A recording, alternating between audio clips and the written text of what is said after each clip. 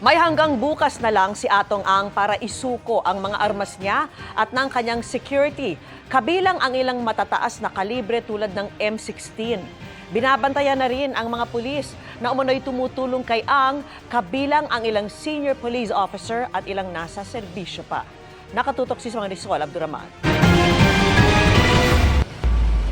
Ipinasusuko na kay Ang ng PNP ang mga baril na nakarehistro sa pangalan niya. Sa sulat na ipinadala kay Ang, sinabihan siya, kanyang pamilya, mga kamag-anak o abogado na isurrender sa Firearms and Explosives Office ang kanyang mga baril. There are 6 firearms under his name. 2 are high-powered firearms, the rest are pistols. We have informed him today properly na the firearm is supposed to be surrendered kasi nga akusado po siya sa isang krimen. Sa ngayon, itinuturing ng iligal ang mga baril ni Ang. Kabilang sa mga pinasusukong high-powered firearms ang dalawang M16. Otherwise, we will be conducting also applying for search warrant para makuha namin yung mga baril na yun. Medyo process na po na ibigay sa kanya. Meron siya hanggang bukas. Yeah. Pinababawi na rin ng PNP ang mga baril ng kanyang security. These are Glock pistols. Siya ang bumili but under the name ng mga security niya.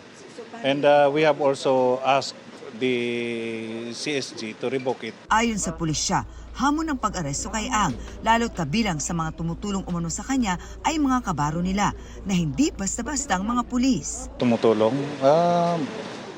Marami po kasing nakinabang kay Atong Ang. May mga yumaman na tao, may mga yumaman na mga police officers. Alam naman natin ito. They are also seasoned police officers. So basically, yung pagtatago niya nakakakuha rin po siya ng mga information dito sa mga taong ito, ng mga naging kaibigan niya, on how to evade yung police. But we will not stop. Kilala naman daw ng CIDG ang mga pulis na tumutulong kay Atong Ang. Sa katunayan, nasa watchlist nga raw nila ang mga ito.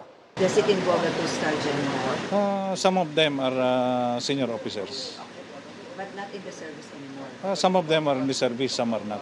Bagaman di pinangalanan, pinaalalahanan ni Morico ang mga nasabing pulis sa kahinat na ng kanilang ginagawa. Alam natin na hustisya ang hinahanap ng gobyerno. Let us support the Department of Justice. And you know na mga pulis tayo, whether you are active, retired or dismissed, alam nyo na one day sa buhay ninyo, nabuhay yung pamilya natin sa sweldo na binigay ng gobyerno. So I think it's time na yung loyalty natin ay nasa government at sa hustisya ng Pilipinas. Sa ngayon, patuloy daw ang investigasyon sa kanila. Para sa GMA Integrated News, Marisol Abdurrahman, nakatuto 24 oras.